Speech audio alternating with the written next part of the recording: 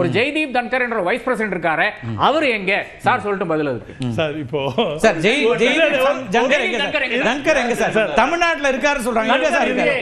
ஒரு நிமிஷம் சார். இப்போ சிம்பாலிக்கா நான் ஒன்னு சொல்ல சிம்பாலிக்கா ஒன்னு சொல்றேன். ஒரே நிமிஷம் சிம்பாலிக்கா ஒன்னு சொல்றேன்.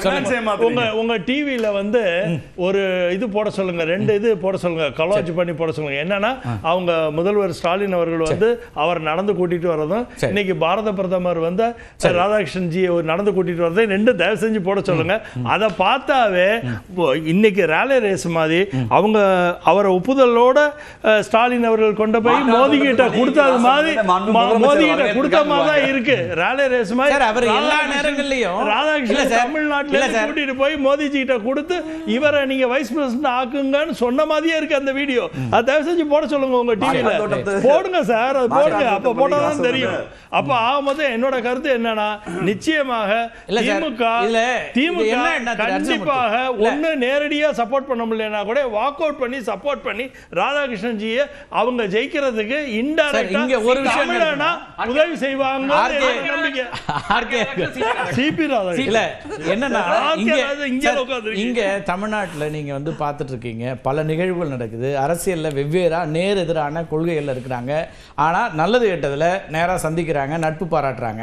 இதை இப்படி ஒரு விதமா சொன்னோம்னா நீங்க பாஜகவை குறைத்து மதிப்பிடுறதாகவும் இல்ல சார். அப்படி இல்ல சார். திமுகவும் இப்ப நான் என்ன கேக்குறேன்னா, நல்ல முடிவுக்கு முன்னாள் முதலமைச்சர் கருணாநிதி அவர்களுடைய நிகழ்ச்சிக்கு திரு ராஜ்நாத் சிங் வந்தாரு சார். அப்ப என்ன நீங்க வந்து திமுக கொள்கையில ஏத்துட்டு வந்துட்டீங்கன்னு வந்துருமா சார்? அது இல்ல மட்டும் இல்ல. நீங்க பாத்தீங்கன்னா அண்ணா சமாதியிலயோ கலைஞர் சமாதியிலயோ வந்து அவர் அண்ணாமலையை கூப்பிட்டு வாங்க தம்பின்னு கூட. ஆமா சார். அப்ப அதுக்கு என்ன அர்த்தம்? அதுக்காக என்ன அண்ணாமலை வந்து திமுக ஆதரவு நிலைப்பாட்டுக்கு வந்துட்டாரா அல்லது ராஜ்நாத் சிங் திமுக ஆதரவு நிலைப்பாட்டுக்கு? ஃபண்டமெண்டலா என்னன்னா, தமிழன் ஒரு பேசிக்கா மரபணுல தமிழோட லாபத்துக்காண்டி யோசிக்கக்கூடிய மனுஷங்க தான் சார். அந்த இதுல என்ன சிக்கல்? எனக்கு வந்து ரொம்ப சீரியஸ். இதுல என்ன சிக்கல்னா, ஒண்ணு அவர் சொன்னது உடல்நலம் விசாரிக்க நான் போனேன்னாரு. அதை வந்து வேறு விதமா நம்ம சொல்றது வந்து அதை சிறுமைப்படுத்துறது அரசியல் பேச்சு இல்ல சார். அது இல்ல சார், அவர் அப்படிதான் சொல்றாரு. சார் இணக்கம் திரு சிபிஆர் அதான் சொல்றாரு. இணக்கத்தை பத்தி சொல்றாரு சார். ஏன்னா இந்த டிபேட் இது வந்து இந்த எம்டி கலோரின்னு சொல்ற மாதிரி இது எம்டி டிபேட்டா போயிர போறாங்கிறதுக்காண்டி தான் அதை வலியுறுத்துறேன். நீங்க தொடர்ச்சியா சொல்லிட்டே இருக்கிறீங்க அந்த கருத்து. நம்ம ஷியாம் அவர்கிட்ட கேட்டுறோம். ஏன்னா ஷியாம் அவர்களும் ஆர்கே அவர்களும் இருக்கக்கூடிய ஒரு விவாதத்தை நீங்க வந்து இவ்வளவு குறைச்சு மதிப்பிடுமா? நம்பர் 1 நான் நம்பர் 2 லிஸ்ட்ல திரு ஷியாம் இல்லை, இந்த விவகாரத்தை பொறுத்த வரைக்கும் ஐடியாலஜிக்கலாக இருக்கக்கூடிய சிக்கல் ஒன்று திமுக இருக்கு. நம்ம அதையே தொடர்ச்சியாக பேசும் தொடக்கத்தில். இது இந்தியா கூட்டணிக்கான நெருக்கடியா அல்லது திமுகவுக்கான நெருக்கடியா? இல்லை ஆர்கே சொல்றாரு இது நெருக்கடி ஆளுங்கட்சிக்கு தான், ஒரு விவாதத்தை எழுப்ப முடியும். இப்போ ஒரு வேட்பாளரை போட்டுட்டு ஒரு கேம்பெயின் நடத்துறதுக்கான ஒரு ஸ்பேஸை உருவாக்கிட்டாங்க அப்படிங்கிறாரு. எப்படி பார்க்குறீங்க? கேம்பெயின் வந்து பிரசிடென்ட் எலெக்ஷன் அப்படின்னா எம்எல்ஏ வரைக்கும் நமக்கு கேம்பெயின் இருக்குங்க. இதுல வந்து கேம்பெயினிங் ஸ்பேஸ் இல்லங்கிறதா என்ன? இது ஸ்பேஸ் ஓபன் ஸ்பேஸ் தானே. இந்த விவாதங்கள் தான் அல்லது அறிக்கைகள் தான், பேட்டிகள், விவாதங்கள், அறிக்கைகள். இன்னும் சொல்ல போனா ஒரு மீடியா மூலமாக நம்ம சொல்லலாம். அதை தாண்டி நம்ம யோசிப்போம். வெறும் தமிழர் அப்படி பார்த்தால் தமிழராக இருந்த வெங்கட்ராமன் தான் திமுக ஆட்சியை வந்து டிஸ்மிஸ் பண்ணாரு. சரி, என்ன டெல்லி சொல்ல போதோ அதன்படி தான் வந்து வைஸ் பிரசிடென்ட் 2 பேருமே நடந்துக்கிறாங்க. வெறும் 6 அதர்வைஸ் கிளாஸ் தானே, அதைத்தானே பயன்படுத்தி திமுக அரசு டிஸ்மிஸ் செய்யப்பட்டது. ஆனால் பொதுவாக நம்ம வந்து இந்த ஹை கான்ஸ்டிடியூஷனல் போஸ்டுக்குள்ள அரசியலை கொண்டு வந்துட்டோம். விவிகிரி காலத்திலே கொண்டு வந்தாச்சு, இன்னைக்கு இல்ல. 1969 வந்த விஷயம் தான். அப்போது திமுக ஆதரவு கொடுத்தது விவிகிரிக்கு, அதையும் நம்ம மறக்க கூடாது. அப்ப அவர் சொன்ன காரணம் என்ன அப்படின்னா, அவர் வந்து ஐடியாலஜிக்கலி சூட்டபிள், அவர் வந்து ஒரு தொழிற்சங்கவாதி, அது அப்போ சொன்னப்பட்ட காரணம். ஆனால் அபிஷியல் கேண்டிடேட் வேற, எதிர்கட்சிகள் சார்பாக நிறுத்தப்பட்ட கேண்டிடேட்டும் வேற. ஆனால் விவிகிரிக்கு ஆதரவு கொடுத்தார்கள். ஆனால் பிற சந்தர்ப்பங்களில் இப்போ தெலுங்கு பிட்டா உதாரணம், இல்லை வந்து மராட்டிய பேட்டி உதாரணம், இது எல்லாமே பிற சந்தர்ப்பங்களில் வாய்த்தது.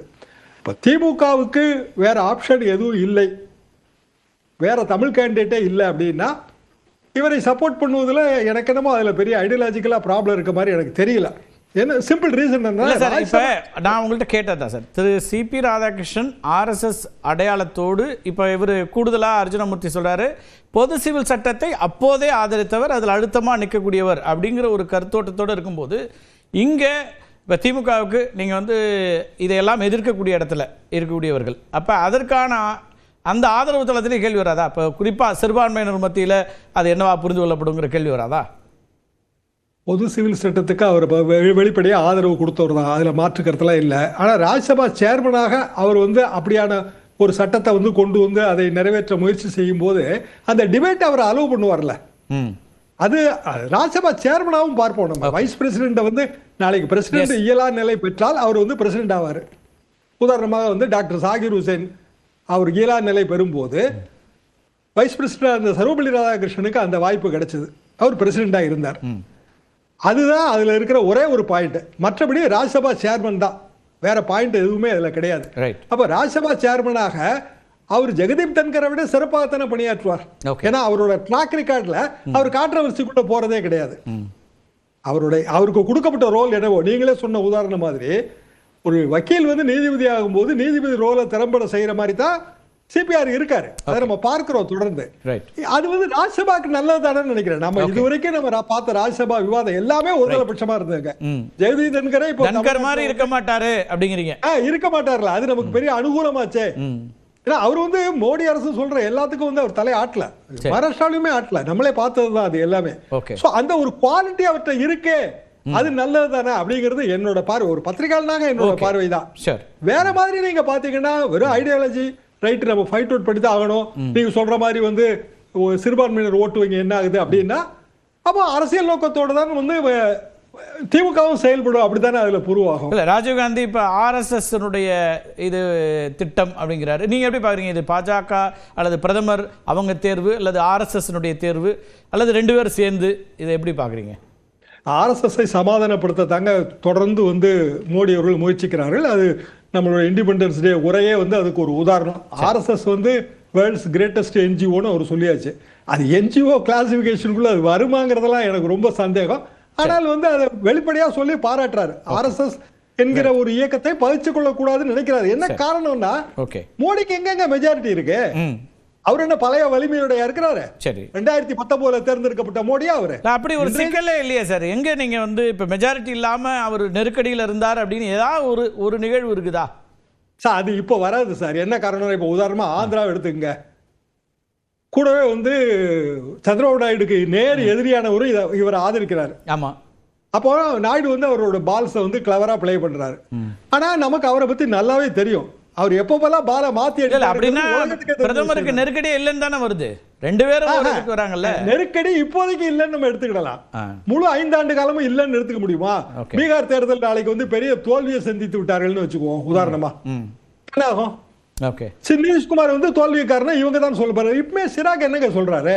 அப்போ நெருக்கடியே இல்லாமலாம் கண்டிப்பாக மோடி அவர்கள் இல்ல. நெருக்கடி இப்ப வரல, அப்படி வேணா நம்ம எடுத்துக்கிடலாம். நெருக்கடிகள் முற்றுவதற்கான காலம் இருக்கத்தான் செய்யுது. ஏன் வந்து தேர்தல் கமிஷனோட